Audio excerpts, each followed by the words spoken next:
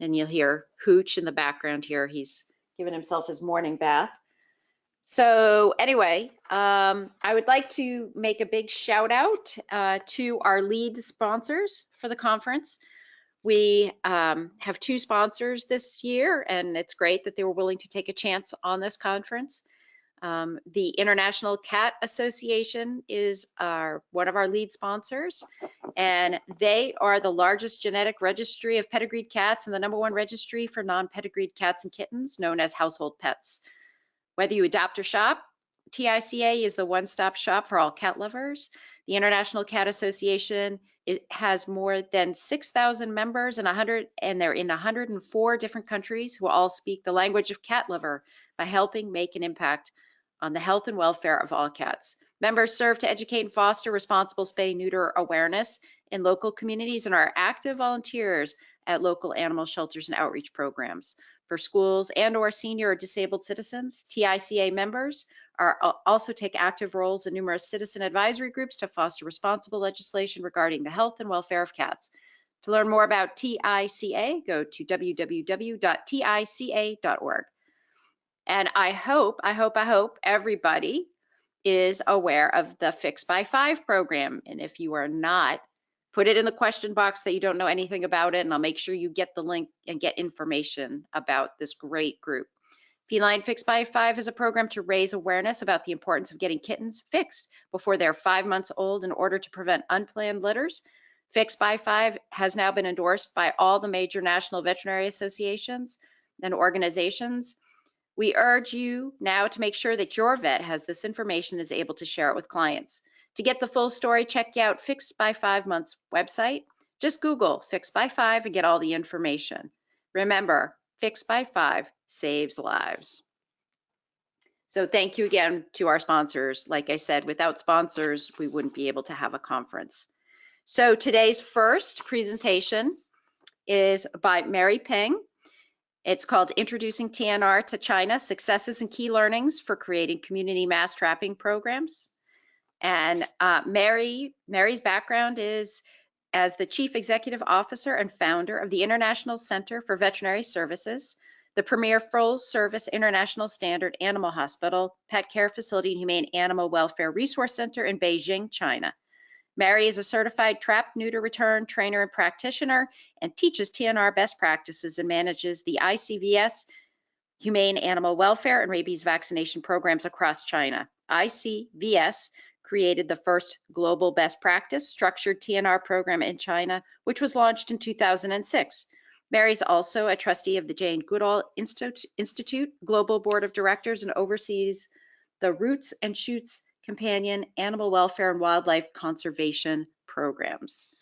So at this point in time, I'd like to welcome Mary. Hi, good morning, everybody. Thank you so much, Stacy. That was a lovely introduction. It's very, very kind of you. Good morning, everybody. This is Mary Peng. I'm so pleased to be able to speak with you and to share some of our key learnings from China, the People's Republic of China. I'm here based in Beijing, and it's about 11 p.m. at night, but I'm totally super excited to be sharing our successes and key learnings for creating community mass trapping programs. Now, before I go into the TNR programs and what we've created for China, I want to share just a little bit of information because I think it's, you're probably curious, and for all of you that are online with us this morning, I'm sure you're coming from lots of different backgrounds and several countries, but for us in China, I think it's very interesting because we read a lot about what's going on in the rest of the world and in the States and everything else, but I think there's not a whole lot of information coming out of China about what's really going on here, about our humane animal welfare programs, about trap, neuter, return, about just the rescue organizations and the rescuers that are here doing very similar type of work to what you're doing in the States and other countries. So we created the International Center for Veterinary Services about over a decade ago. The reason was because we didn't have anything that was even remotely close to a little clinic, a well-run little clinic for companion animals, dogs and cats. So we realized that there was a huge opportunity, and we wanted to use our platform, ICBS, to be able to provide education for owners, to be able to provide adoption programs, resources for trappers, for rescuers, for people that, you know, found an abandoned puppy or kitten and wanted to know what they could do and where they could go. So ICBS now serves as a bridge between the People's Republic of China and the rest of the world in terms of providing veterinary education. We share, you know, scientific advances from other countries and what's coming out of China. We have a nonprofit veterinary learning exchange program. If there are any doctors, veterinarians, DVM students, pre-vet med students, people who are working in rescue, if you're interested and you would like to find out more about how you might be able to come visit us and to be able to help participate in our programs in China, send us an email. We would love to hear from you because we really recommend, you know, more cross-cultural exchanges, especially in humane animal welfare. So this is a photo, a couple of photos. This top one is my cat Boo Boo, and that's me with some rescue puppies. There were no companion animal hospitals. When I first got to China, I began living and working in China in 1991. There was nothing here for dogs and cats. It was all livestock, cow, pig, sheep, chicken, goat. And for those of us with cats and dogs, we had nowhere to go. When I try to take my cat, that's Boo Boo up there in the top photo, for space surgery, you know, it took a long time for me to find a hospital that would perform a spay. When I got there and I said, hey, I would like to spay my cat, you know, the question was, why? So we were very, very far away from understanding, you know, spay neuter really does give animals longer, healthier, happier lives. So we identified a huge opportunity, and therefore we, you know, we did everything. We did our market research, we did feasibility studies, and we decided that the time was right to be able to bring on the first full service, global best practice veterinary hospital. So ICBS came about in 2006, and we're now one of the largest hospitals in the People's Republic of China, based in Beijing. We're completely certified by the government. We adopt the same medical practices as the American Veterinary Medical Association. This is very, you know, very important because we're really doing the same or similar medicine to what you're able to experience and to receive from your veterinarians and doctors in the U.S. and Canada and Western Europe. We have a professional management team. I'm the CEO. I manage the hospital corporation. I have a business background. I have an MBA. I'm trained in the States. And we have, you know, several other people like me that run the hospital operations. I think that's very important because what it does is it allows our doctors to be able to devote their time to being with their patients and being with their clients rather than, you know, being mired in admin work. So, you know, just a little bit of an idea. We have a large facility, and I really do want those of you who are interested in traveling and coming over, please come visit us. I mean, we love having visitors. We have visitors year round from, you know, 196 countries worldwide. And I love for you to come visit. We have 2 stories. We've got more than 20 full-time doctors and, you know, nurses. We've got 8 examination rooms. We've got multiple surgeries, multiple treatment wards. We've got a full in-house laboratory.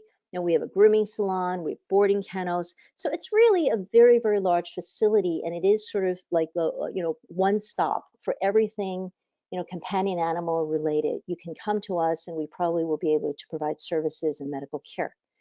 We see dogs, we see cats, we see some exotics, guinea pigs, rabbits, hamsters, turtles, some birds, you know, internal medicine, orthopedic surgery, basically everything that you would expect to be able to get from your, you know, your bigger hospitals in the United States and other countries.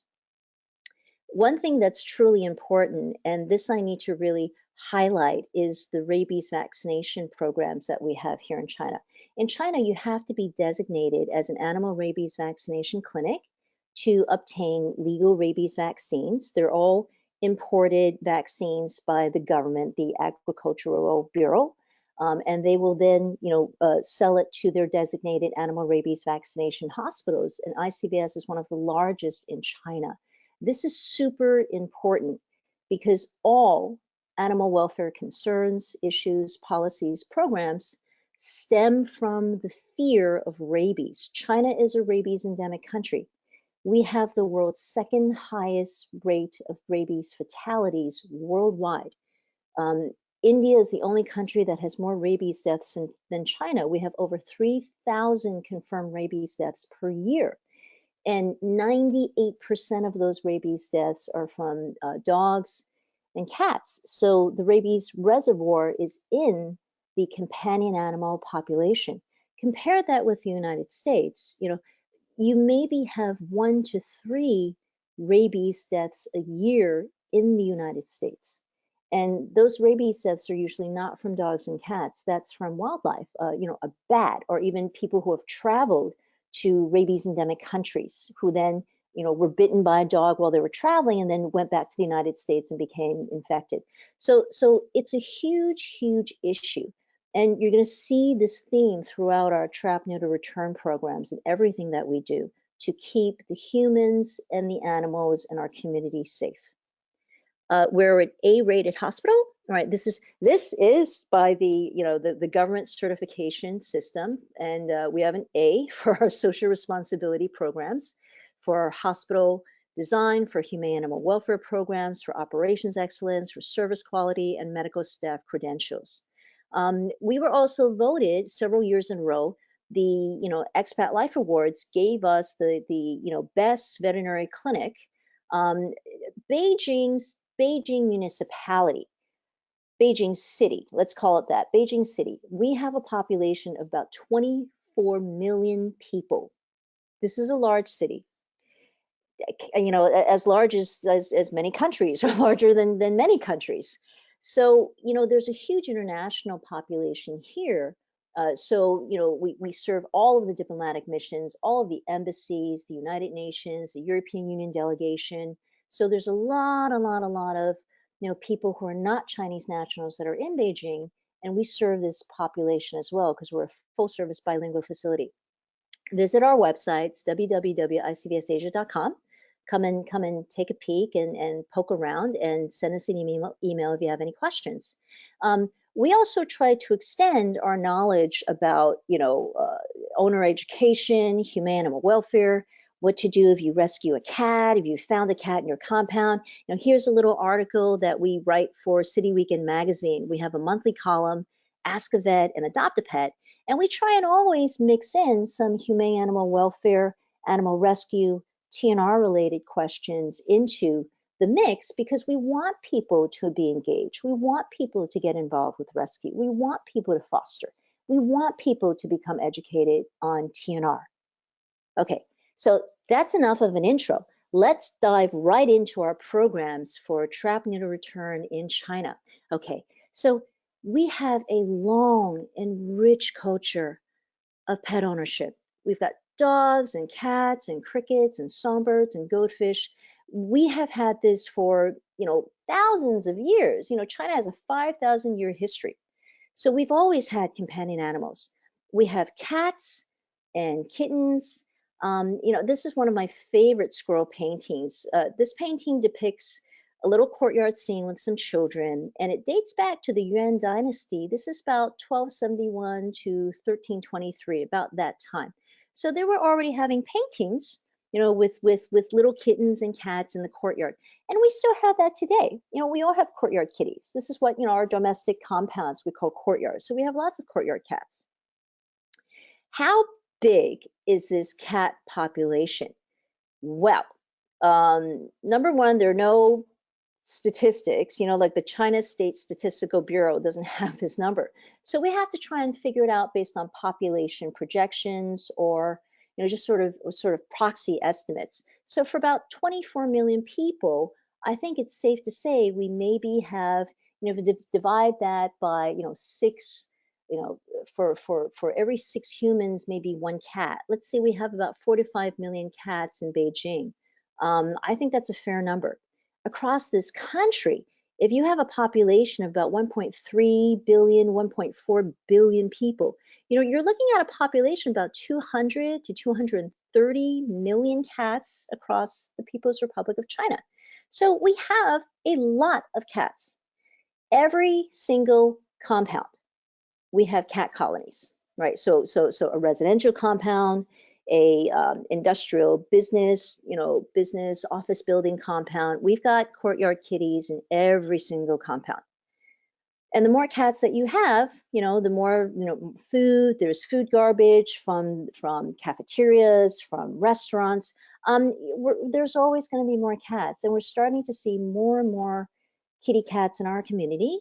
And sometimes when you go past some of these cat colonies that are unmanaged and unsupervised, you see, kittens that are sick. You see, cats that have passed away that are lying on the ground.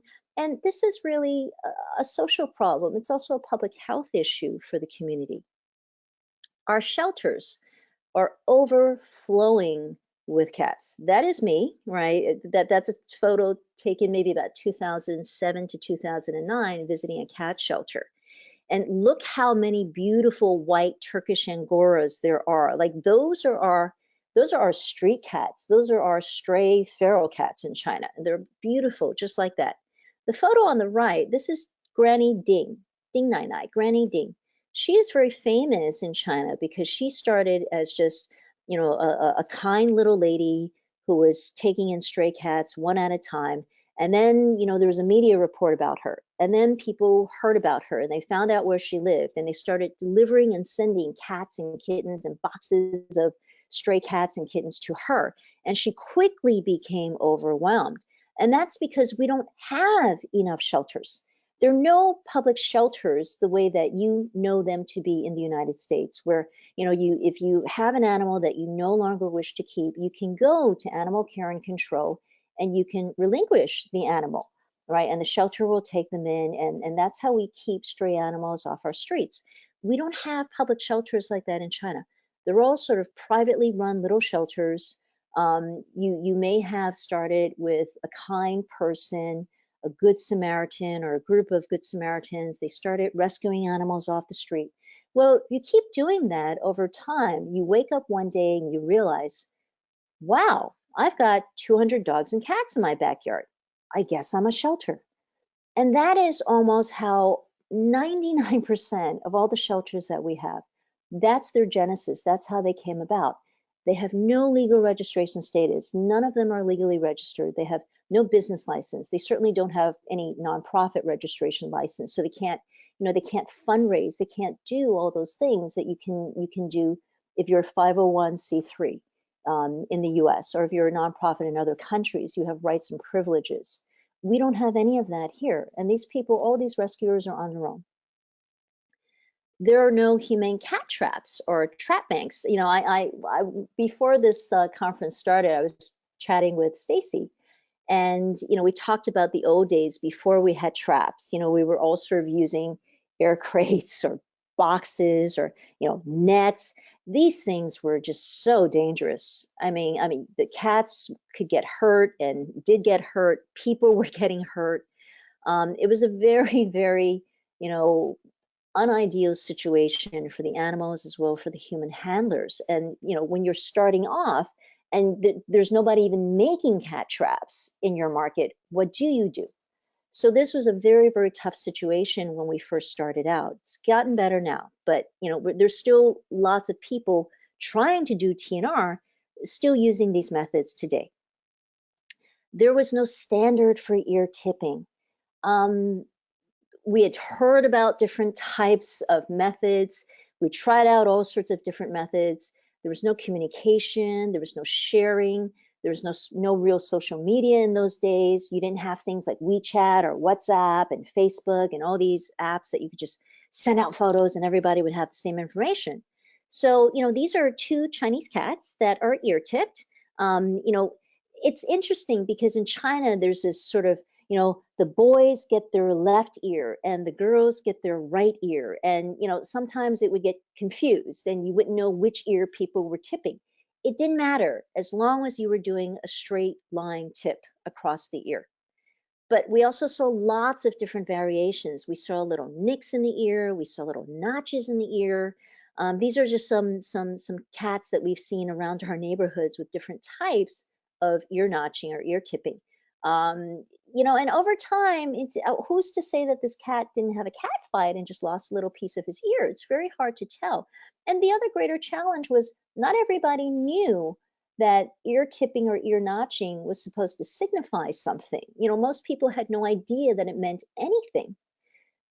Sometimes we ran into cats. I think if they weren't sure it was like left or right ear for a boy or a girl, they notched both ears. Both ears were notched. Look at these cats. So their ears were notched. And again, you weren't quite sure if it was because they were injured through a cat fight or if they had really been sterilized. So some TNR groups even try to use tattoos, ear tattooing. So again, this works if everybody understands the significance of an ear tattoo. In most cases, people didn't even realize it was a tattoo. They thought it was dirt or just stains on the ear. We had no sort of discussion and no sort of standardizations across what all these different little grassroots groups were trying to do. And it was a kind of crazy situation because unfortunately, cats were being sterilized. They were undergoing surgical procedures more than once because we didn't know who was sterilized and who was not. We also had a greater challenge, and this is more of a societal issue. We don't have a habit or a custom of spay and neuter in China. We have a very, very low incidence of spay neuter. Even in a capital city like Beijing, right? Better education, better education about pet ownership, better education about spay neuter. I would be very generous to say that maybe 5 to 10% of our pet owners for dogs or cats even spay their animals.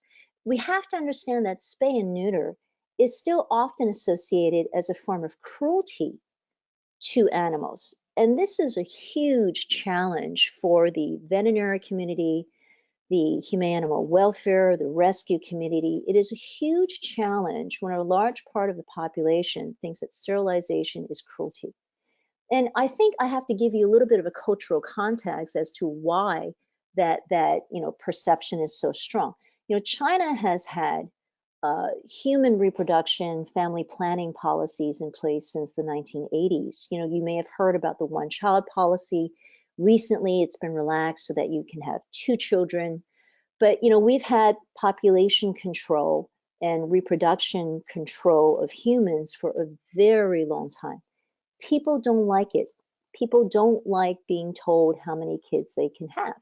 And I think this attitude towards animals, other species who can have babies, who can have litters, who can reproduce, I think there's almost a backlash because we as humans have had our reproduction planning controlled by the government for so long that we think, hey, if there's another species who can give birth and have as many babies as they want, as they can, then let's let them have babies. And we also are coming from agricultural production backgrounds. It's only this recent generation that are moving into the cities and are not farmers. They're, urban white collar workers, right? But a lot of the rest of the country are still working on the farms and they're in rural communities. And why would you sterilize your animals? If you sterilize your animals, that's sort of the end of agricultural production. You sabotage your livelihood. So you wouldn't do that. So there's a lot of things that we're still meeting challenges, against, and we really need to have a concerted effort to give a key message that why spay and neuter, why sterilization will help animals live longer, happier, healthier lives.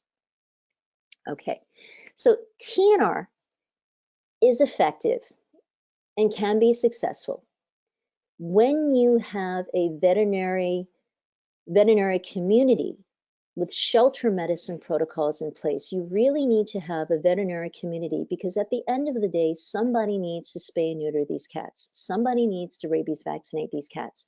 Somebody needs to take these animals in and perform all of these surgical procedures right? Otherwise, there is really no TNR, right? There's no point of TNR if we cannot sterilize the cats. When you have a veterinary industry that isn't aware and isn't versed in shelter medicine, and what is the difference between shelter medicine and private individual pet owner medicine, I think it's very different. For those of you who are working in shelters, who have worked in shelters, who have worked with shelter vets, you know what I'm talking about. It's very, very different versus like a private hospital or clinic. You don't see that type of volume. You don't have that type of clientele. You don't have those type of animals that are coming through your facilities in mass. So what we were doing is, because we didn't have shelter medicine, we didn't really know what it was. We were just following, private practice. Each cat would come in and they would have removable sutures, and we would keep them in the hospital for 5 or 7 days. And this is what we were doing for privately owned cats.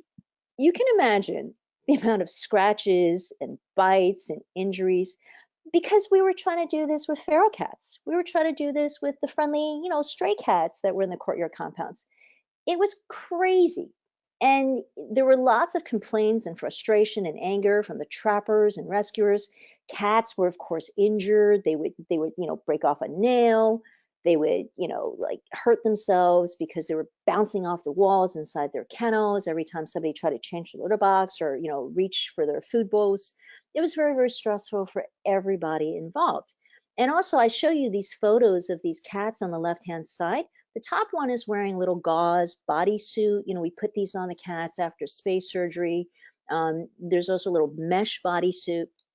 You try putting that on a feral cat. You can get it on when they're anesthetized.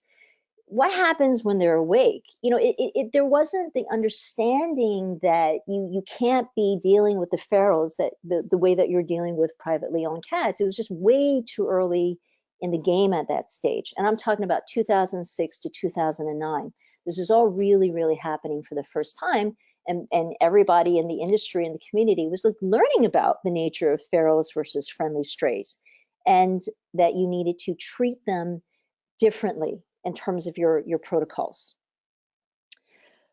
No rabies vaccinations existed in China for a very long time. After the Cultural Revolution ended in about 1966, the country was basically in chaos. And the healthcare system was in tatters, the country was in tatters, it was very poor. So a lot of things took many, many steps back. And, there were no rabies vaccines. Between 1980 to 1990, more than 50,000 people died of rabies in China. One of the greatest issues was that there were no rabies vaccines. You couldn't get them for the animals. You certainly couldn't find rabies vaccines for humans. So, the rabies reservoir, as I mentioned earlier, is in the dog and cat population. Even today, 95% of rabies deaths is caused by dogs. The rabies virus is in the canine population, and the remaining 5% of the rabies deaths is cats and some wildlife. So, this is a real problem, and people are scared of dogs. People are scared of stray cats if they, scratched or bitten. Rabies is a real fear. All of us know of someone, or directly or indirectly, that may have been touched upon by rabies in their lives or their family's lives. Right? This is a real scary thing, because rabies is uniformly fatal. There's just no cure. Once you develop symptoms, it's just a matter of time before you're going to die. So, the cats are not vaccinated. They're not required to be vaccinated for rabies every year by law, as dogs are in China. Every dog must be rabies vaccinated every year. In China, there's no regulation for the cats. And in most countries, there are no regulations for cats. So that means the cats are not rabies vaccinated by their pet owners, and most of the TNR programs don't rabies vaccinate their cats at all. We are the exception to that rule. In our programs for TNR, the rabies vaccinations are absolutely mandatory. We do not accept cats from any trappers. We do not enroll them in our programs. They cannot partake in our programs unless those cats are all going to be rabies vaccinated when we do the TNR. Because what happens is, if you have a cat colony that's well tended and looked after and cared for, and they're all all spayed and neutered and they're all, ear tipped. If that colony is not rabies vaxxed and you can't prove it, with paperwork and documentation from an official animal rabies vaccination hospital, then that colony is not protected. If they scratch, any of those cats scratch someone's dog, scratches a person, scratches a child, a lot of these cat colonies are present by schoolyards, right? Public schools. So there's a lot of kids, right, around, and there's cafeteria and there's food garbage. So you'll have stray cats. And if a kid gets scratched or bitten, you can pretty much guarantee that colony is going to get taken out and will be exterminated because the school doesn't want to have the liability. The parents are upset, the PTA, everybody is upset, and they're going to want that colony out. And you can do nothing to protect them unless you can prove that they've been properly rabies vaccinated by an officially designated animal rabies vaccination hospital. Individual trapping of strays and ferals. I think we've probably all done it, but the extent to which this is now the status quo is a really, really, really big challenge for us, and it continues to be one of the biggest challenges that we have with TNR in China. So we don't have trap banks. We don't have organizations like the ASPCA or the Humane Society or any of these wonderful organizations that exist in most other countries that are legally registered and help with animal welfare. We don't really have that here, not in the same way that you have it in the States or other countries, right? You have loose little groups of volunteers, little pockets of volunteers here and there that are trying to do these things, and they're all going to hospitals individually, but the hospitals themselves, for the most part, don't have programs. If you bring in a cat, they'll do the cat. They'll spay neuter the cat, and they'll charge you a fee for it, but they don't have these full turnkey solution programs. So nobody has trap banks. So what we had were just maybe, the rescuers had 1 or 2 traps, and they were trying to take out colonies, trying to trap entire colonies of 8, 12, 20, 30 cats with 1 or 2 traps. The local hospitals, in order to help assist with the costs of these spay neuter surgeries, so they went to the municipal government who gave them these vouchers. So participating local hospitals would get maybe 10 vouchers per hospital, and the government would give them a subsidy. They would give them, I don't know, 10, 15 US dollar equivalent for each cat spay or neuter surgery. And they would give out these little vouchers. There's a little photo underneath, a little blue voucher. That's a TNR voucher, right? So the hospitals would get 10 of these vouchers from the municipal government, and then they would give them out to 10 different trappers or rescuers. So you as a trapper would get 1 voucher, and you would be able to take a cat that you trapped and you could bring it to the hospital. And that was sort of like your quota for the month to be able to do TNR. So they wouldn't give 1 trapper 10 vouchers, they would spread it around. So that was a problem, that is a problem still.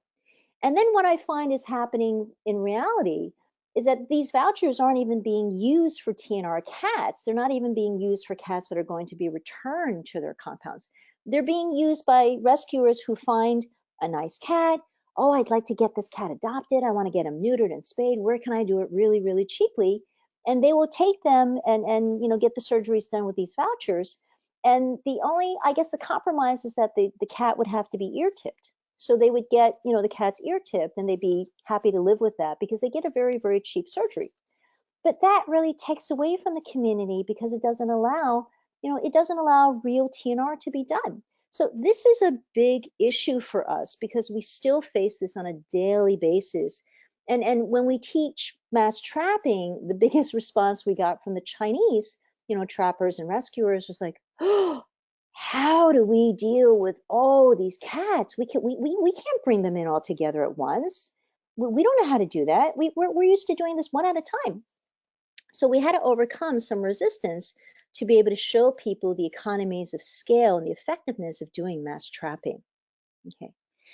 But so if you have your community and all these rescue groups and rescue individuals doing individual trapping with their one or two traps, right?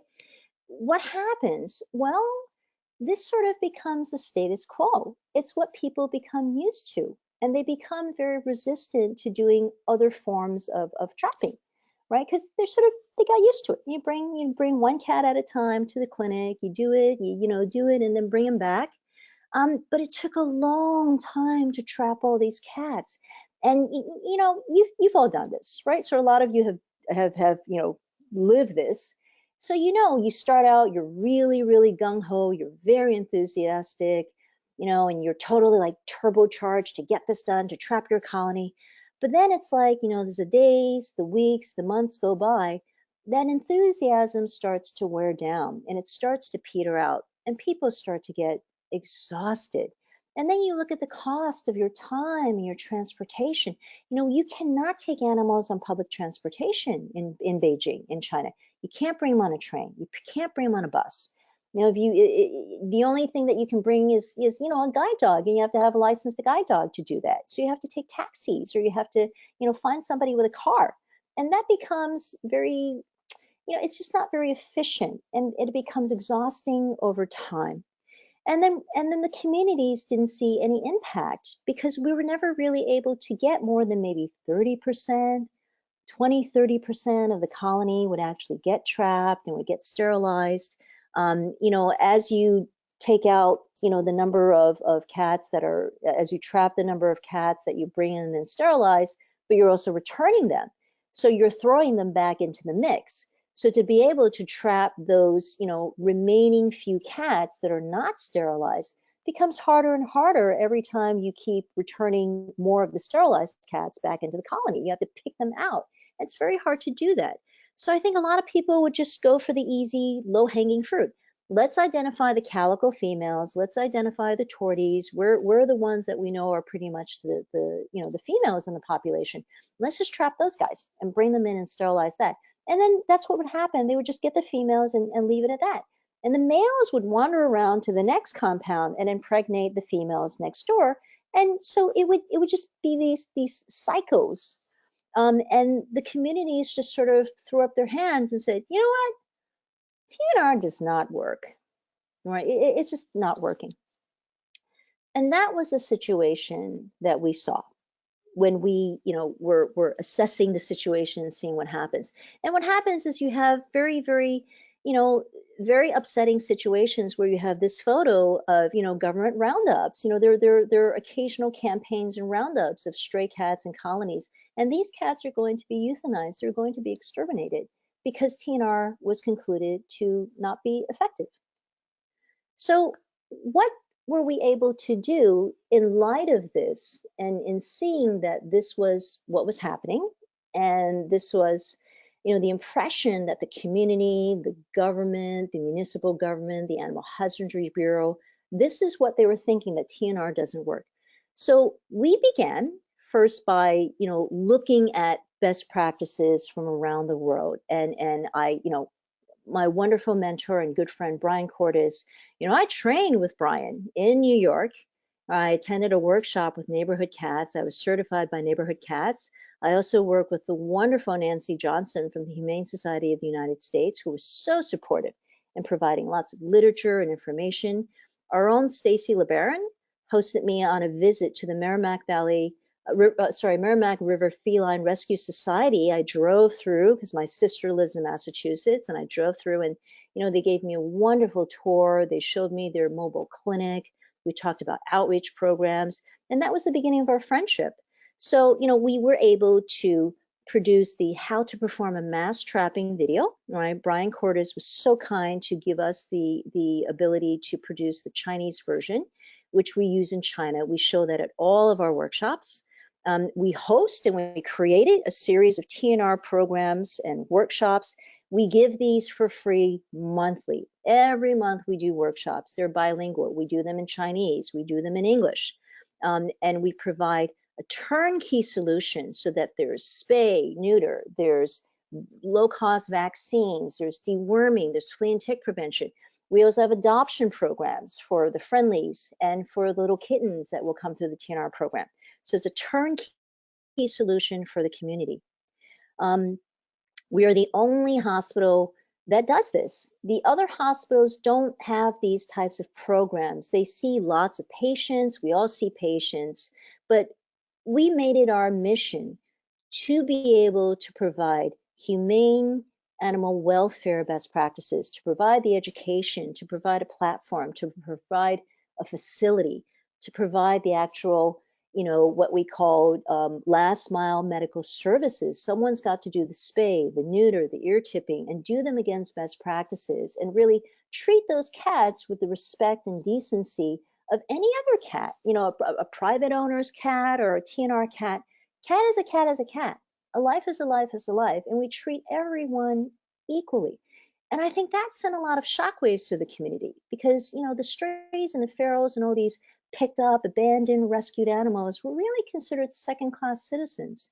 And we don't. We really consider all of them the same. So that was very exciting to have the community embrace us because they saw that we weren't treating the strays and the rescues any differently from the private pet owners bringing in, their animals. We certify our TNR volunteers. Once you take the workshop, you become TNR certified by ICVS. You can borrow cat traps for free from our cat trap. You leave a deposit. You get the money back when the traps come back in good shape. We will provide the low-cost spay-neuter surgeries and all the legal vaccines. We'll provide documentation, certify those vaccinations are legit. If you need the paperwork or documentation to show the neighbors, the management agencies, the school district that's next door, it helps protect the cats. Our workshop attendees come from Beijing. They come, I'm stunned. I'm always like speechless when people show up and like, we drove 6 hours from Henan province, from central China. Or we came in for the weekend and we heard about these TNR workshops and we wanted to attend. I had a group of visitors. They came from Pakistan. I was really shocked when they showed up. They're like, "Hi, we read about your programs online. We're visiting from Pakistan." I'm like, "Oh my God, welcome. That's great." So this fills a tremendous void in the community. And again, in order to have shelter medicine, you got to have practitioners. So we do have a very vibrant program where we invite doctors from all over the world. Currently, you see the lovely Dr. Jennifer Bolser in the lower left photo. She's a USA shelter vet, and her last position before she moved to China a couple of years ago was she was the chief clinical director of the Boulder Valley Humane Society. And, they had a huge, full service veterinary hospital. They work with all the shelters, and she's a specialist in shelter medicine. So she has been teaching our team and also additional, veterinarians from other hospitals and from the government clinics, the high quality, high volume spay neuter techniques. This has significantly increased the volume of spay neuter surgeries per doctor per day. Now, when we first started, if a vet did 3 surgeries per day, spay and neuter, it was like, wow, I've had a busy day. Then we sort of slowly increased it to 5. And for cats, 8. A high quality, high volume spay neuter surgeon like Dr. Bolser, she can do 25 to 35 spay neuter surgeries a day. Any size dog, any size cat, whatever is presented on her operating table, she can do. So to get to that volume, to get to that level of skill and efficiency to be able to do that will take time. We're not there yet. Our doctors are fast, but they're not that fast. That will take time. And it's entire operations procedure protocol. It's not just the speed of the doctor. You need an entire team to get the animals prepped, to get them, intubated, to get them into recovery, to get them, checked out, checked in. All of these things, it's like a military maneuver, and you need to train the teams to do things like that. We don't have this experience or exposure, so we've brought high quality, high volume spay neuter to China. Like we brought TNR to China, 10 years ago, mass trapping TNR. Now we're bringing high quality, high volume spay neuter. If you're listening, if you're a high quality, high volume spay neuter vet, I want to talk to you. because we have ongoing programs year round, and the demand for doctors of this type of background and skill set is on a national level. Remember that early slide I showed you? How many cats do we have in China? How many dogs do we have in China? We have a lot. We have hundreds of millions of animals. And if we want to be able to TNR them, we want to spay neuter them, we have a lot of volume to get through, and we need your help. So please think about that. We created a trap bank. So we, I'm laughing because it was so hard to find these traps. And then we found these traps, and we found that China was exporting them to all the countries around the world, but they weren't selling them domestically. So I had to negotiate with the factory to get them to sell the traps to us.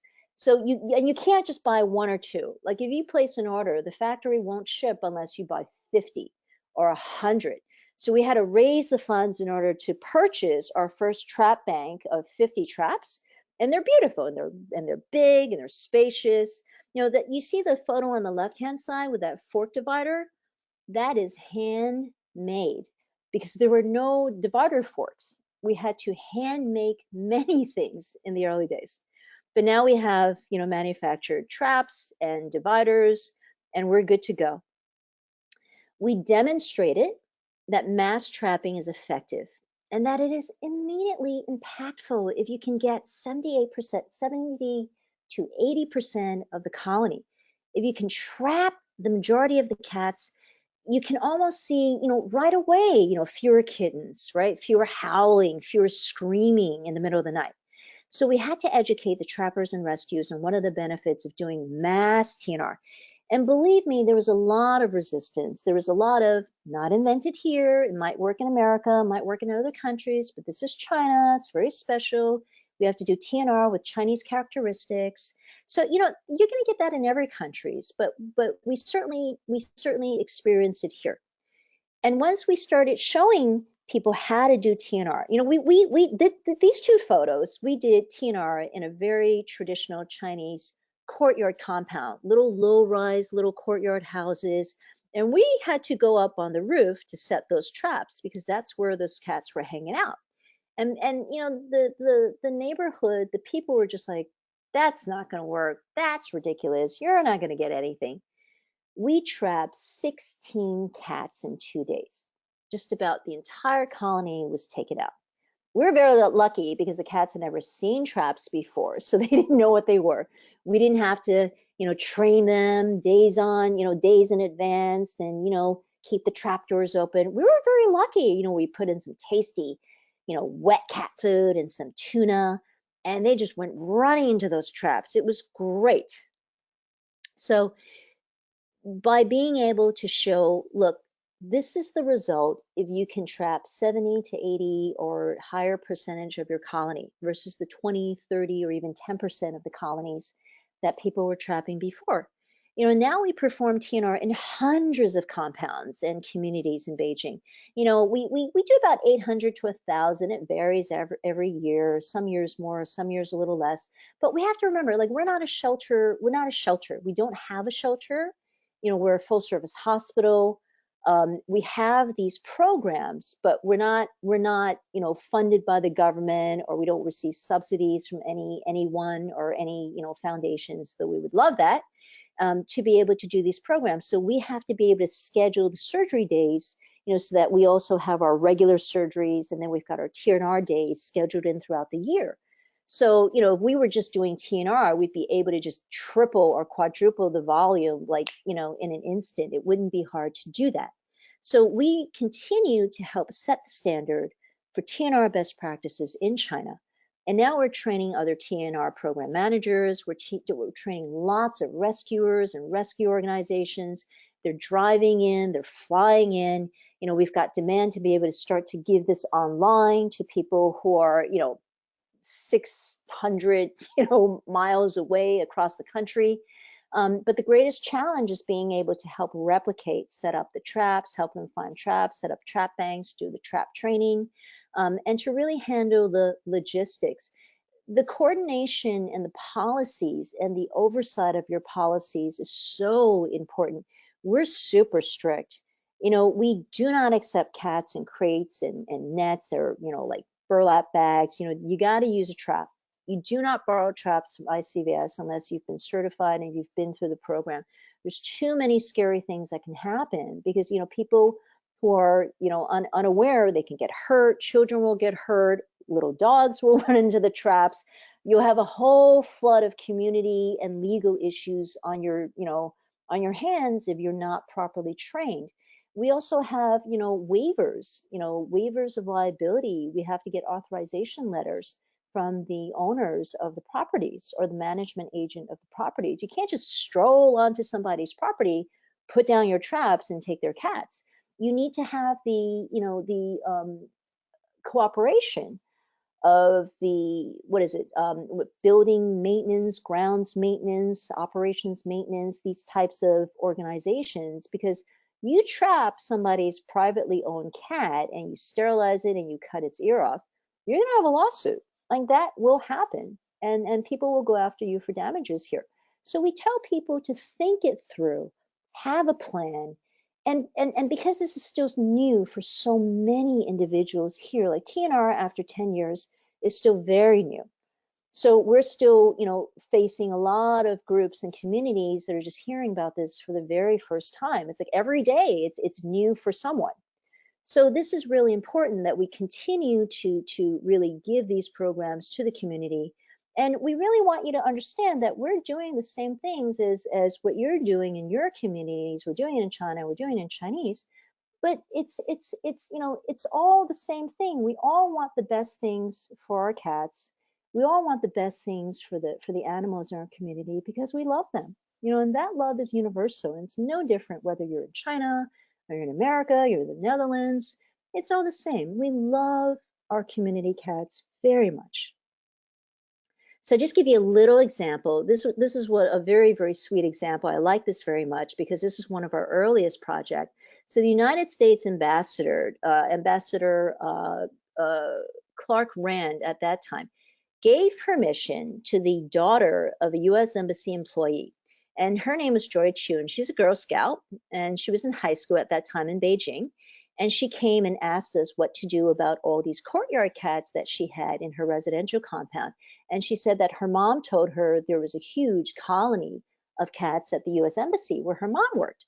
And what could we do about that? So we gave her the workshop, and she took the workshop.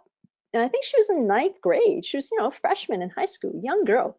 So she planned this all out. She did a bake sale and she fundraised a lot of money. Okay, I was very impressed. Almost like $1,000 US, from a bake sale.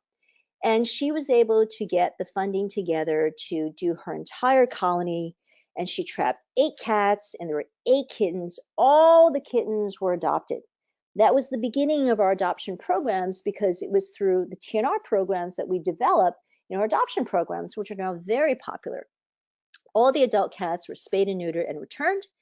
And, immediately this issue at the embassy just almost went away because the cats were calm. You didn't have the screaming. You didn't have any more new kittens. The ambassador was delighted.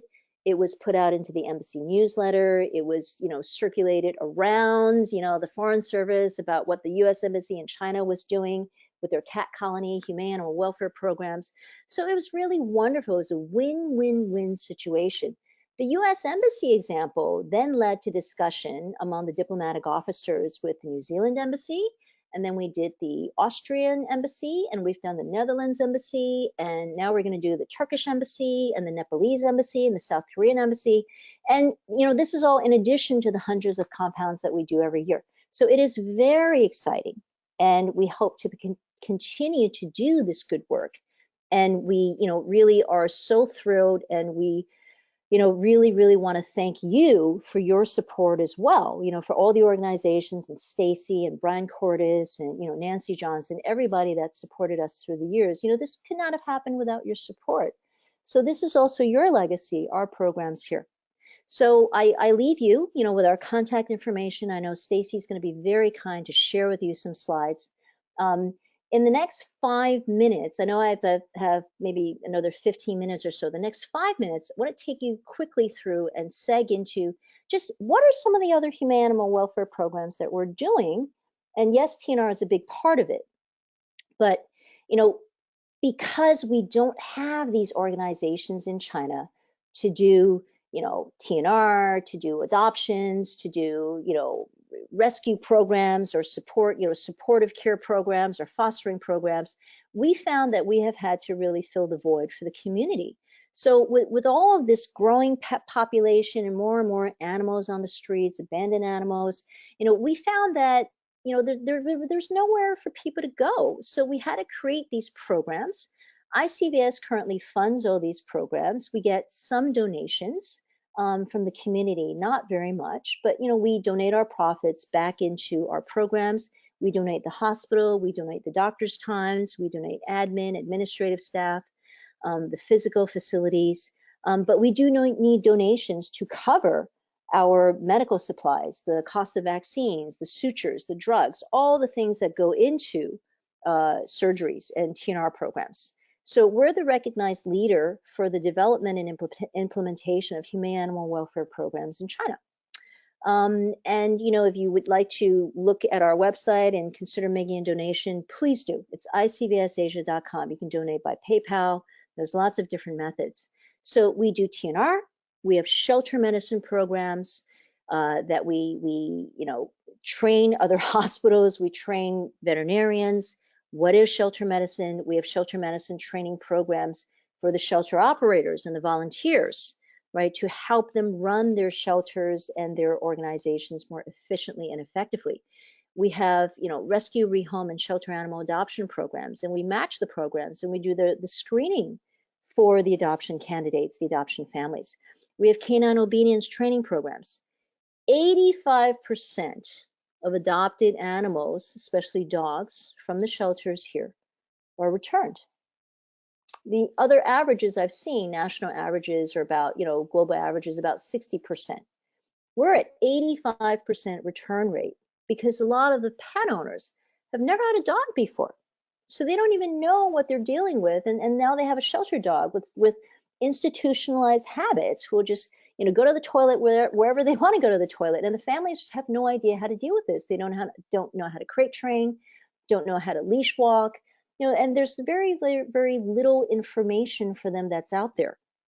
So that's very important. Pet import-export. We help more than 2,000 families a year bring their animals out of China because our mission is to keep those families together. And if we don't provide that information, the number of abandonments and relinquishments would be much, much higher than they are today. We also help, guide dogs for the blind, the registered guide dogs for the blind. We provide a free annual wellness and health checkup for those dogs because they're working dogs. They can't have a day off. They can't afford to be sick. They need to be working all the time. Okay, so rabies and rabies day education seminars, we do that year round. That is nonstop for us. We will constantly do that year round. So, just to leave you with a few photos that you can see our TNR programs, which have been very effective. Shelter management training programs. We give this every year to various shelters that need the training, that come to us, and we want to help work with them, make them more professional, make them more efficient. Rehoming programs. We adopt out maybe 150 animals a year through animals that we enroll through our adoption programs. Again, we don't have a shelter. We're not a shelter. But the local shelters, they're so busy just caring for their animals, tending to them, cleaning their kennels, feeding them. If they can just get through the day and just feed them and clean their kennels once or twice a day, they're pretty much done for the day. They don't have time to do much else. So we help them promote their animals for adoption. And we adopt out way more animals than many of the big shelters combined, what they do in a year, because they just don't have the time and they don't have the background and the training to handle the screening. Jada Pinkett, you guys know Will Smith and Jada? When they were filming The Karate Kid, which was a movie that was starring their son Jaden in, I think, 2009, they came with that little puppy in Jada's arms. They rescued this little puppy from the lot of Beijing film studios, a little stray running around. And, Jada showed up one day at ICVS. I'm like, hi, are you Jada? She's like, yeah. I'm like, what are you doing here? Okay. So she's like, oh, we're making a film and I found this puppy. So she came and then, so they rescued a little puppy. The puppy's name is Xiaoyong, who was named after the Chinese name of her son Jaden's character in the movie. We provided all the veterinary care, took care of the puppy, got him fully vaccinated. I knew that she was also looking at some kittens that we had for adoption, and she had her eye on a couple of kittens. And, I was kind of thinking, hey, wouldn't it be cool if Jada wanted to adopt these kittens? So I introduced these two lovely little TNR rescued kittens from our TNR program. And Jada met them a couple of times. And, shortly, maybe about a month or so before they were ready to go back to the States, she invited her husband to come on over because she wanted the whole family to meet the kittens. And she said, I really like them. I really, really adore them. But I got to talk to my husband. I got to talk to Will, see if he's okay, because we already have a house full of animals. So she brought Will over. Everybody loved them. And I said, Jada, what do you think? And she said, you know what? I think they're going to be Smiths. So she flew out of China with an adopted puppy and two rescued, stray kittens from our TNR program. And that's her in People magazine. She had a little interview and she said, one of the things you don't know about me is I brought home a dog and a cat, and a dog and two cats from the streets of China after filming The Karate Kid. So it was very sweet. I'm really, really happy that she did that. And she, really sets a great example for adopting and not purchasing. So, we have canine obedience training programs. We have, lots of institutionalized animals that are coming out of the shelters.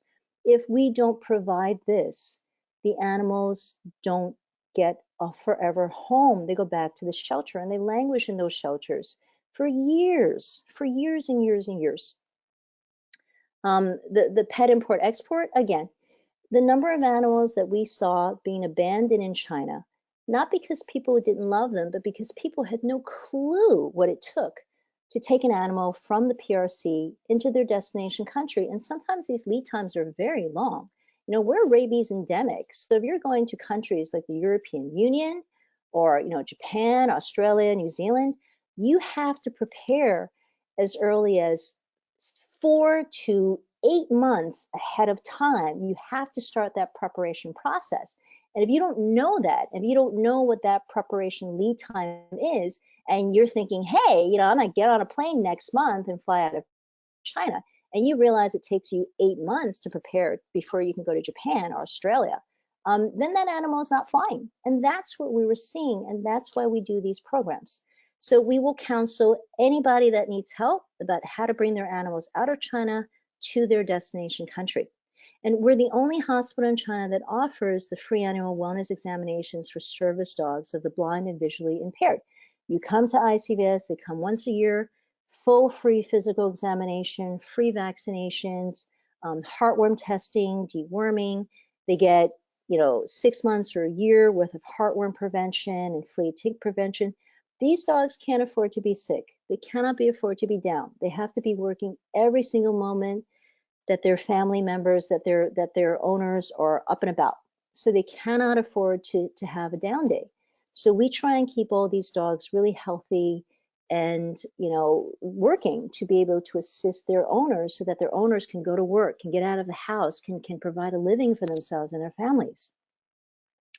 And the rabies awareness and prevention programs, this is just every day is Rabies Awareness Day. Every day is World Rabies Day at ICVS, right? Because the issue is that important, it's that big. So, I leave these slides with Stacy. We've got, some articles. You can look through them. Please visit the links. We've had lots of interviews over the years. And by all means, hey, listen, you're going to take a once in a lifetime visit to Beijing, to China. Come, give us a call, send us an email. Come, we would love to have you. We want to welcome people to China. We want you to see what we're about, what we're doing. And we want you to know that we love our pets. They're family members. They're our children. We would do anything for them. And we would do anything for the community cats and all the other animals that are in our communities. So I hope this gives you a different perspective of what China is about, what our programs are about, and who we are as a people, who we are as a nation. We are all the same. We are all the same. We love the animals and we want to find ways to help them and to allow them to live longer, healthier, happier lives. So that's it. Thank you. Thank you very much. If there's any questions, Stacy. Yep. Okay. Mary, here I am. Yes, you have not been alone through the last hour. This has been fantastic, wonderful information, and thank you so much. And yes, so I do have a few questions, and folks, if you do have questions, you can please email them in on that or type them in on the questions panel there. You all know what to do. One person was interested in getting your comments with regards to microchipping and what are the thoughts around that in China? Microchipping in terms of the strays or just microchipping in general for the pet population as a whole?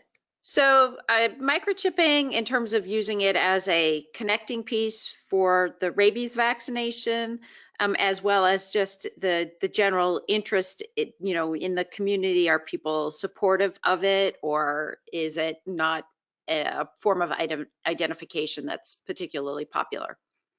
It's very new still. The biggest challenge that we have is China does not have a national microchip registry. So that's a huge undertaking. We've been talking about that, and different government municipalities have been talking about that for over 10 years. A country the size and scale of this nation to try and coordinate a national registry is very, very difficult. So what's happened is you may have some smaller registries, like all the animal hospitals who do chipping. We chip thousands of animals a year. We encourage microchipping for every single dog, cat that comes through our facility. We want to chip, because a lot of these animals, even the strays, they do become adopted, and we want them to be identified. And if you're leaving the country, if you're moving, you absolutely will need that microchip. Almost all the major destination countries, European Union, Southeast Asia, with the exception of like US, Canada, and Mexico, North America doesn't require mandatory microchipping, but all these other parts of the world have to have it. So we tell people, please chip your pet. If you have a chip pet, you can at least claim ownership to it. If it's lost and if it's brought to a medical facility and we scan it, chances are that people will spend a little bit more time and effort to try and find the owner. If you are the owner of this animal, you can stake a legal claim. We've had issues where lost animals were later found by new families, and then they were identified in the street or the compound by the original owner, and there were ownership disputes that were settled based on microchipping. We don't have the national database, so there's not an ability to just upload the information and pay a fee. Like the US, you have like Home Again, and all these privately owned corporations, and those are for-profit corporations. They charge a fee. It's $19.99 a year to register, but we haven't gotten to that level yet, and that's probably the greatest challenge. We do like microchipping. We like it a lot. We do not microchip the strays and the colonies, the feral colonies, because it's really a cost issue. It would increase the cost of the TNR for each cat, and that's really unaffordable for many of the communities at this time. And also, there's no registry. So even if you do have microchip cats, unless you find the hospital that chipped this cat, you're not going to be able to trace the microchip number on an online cloud-based database or a server. So another question we have here is, in US dollars, do you have an estimate of what it would cost to spay or neuter a cat in private practice? Yeah, I absolutely do. In private practice, if you do a full service package with blood work, anesthesia, gas anesthesia, anesthesiologist monitoring, sedation, injectable pain meds, high quality absorbable sutures, that would probably cost about 1,000 renminbi. And that's probably about 120, 125 US dollars. Okay. I'm from New York City. And the last time I visited some friends in New York City, I went to visit some friends on the Upper West Side. And let me tell you, to spay, to neuter a male cat at a private clinic on the Upper West Side in Manhattan without blood work was $550 US. Hmm. And this was a few years ago. I had to sit down. I just sat down in the waiting room. I was like, what? Okay. I was like, wow, So in China, the cost of animal health care compared to, okay, let's be fair, the coastal cities like New York, Los Angeles, California, the major cities, it's about 30% to 50% of what it would cost if you go to a private clinic. Now, there are low cost facilities. I spent an entire day on the ASPCA mobile van up in Harlem. They were doing $99, spay neuters, or they were free for people from, low income households who could prove, their status. There's lots of things like that in the United States. But, we do have some low cost programs, for TNR. Our TNR to spay a male or female cat, the same standard as we would do for private pets. There's anesthesia, gas anesthesia. We don't do blood work, right? The animals, we don't do blood work. I don't think most TNR programs worldwide do blood work, but it's about 250 renminbi. What is that? Maybe about 30 US. Yeah, Yeah, it's about just 30 comparable. US. Yeah. Yeah, it's comparable. It's the medical supplies, it's all the medical disposals that you have to buy, it's all the drugs and the, medical waste disposal, all the things that go into it. And there's no profit involved. We don't make money. We just basically cover the costs for the medical supplies. So the cost of the medical supplies, if you're using, we're using the same, isoflurane anesthesia, we're using, Dormitor, we're using the same types of drugs and medications that you're using in America. For us, a lot of this stuff is imported. So there's import duties and taxes if it's coming through as an import product. So the fact that our costs are comparable is pretty good. Yeah, that. So I just want to, a comment that's coming through is that there's quite a few similar themes.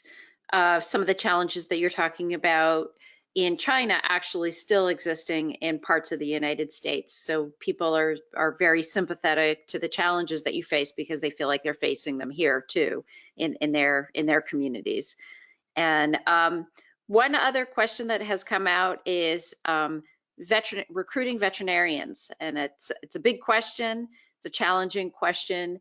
Do you have any sort of tips or ideas or any thoughts on how we could greater encourage more veterinarians to get involved in the high volume, high quality spay neuter profession?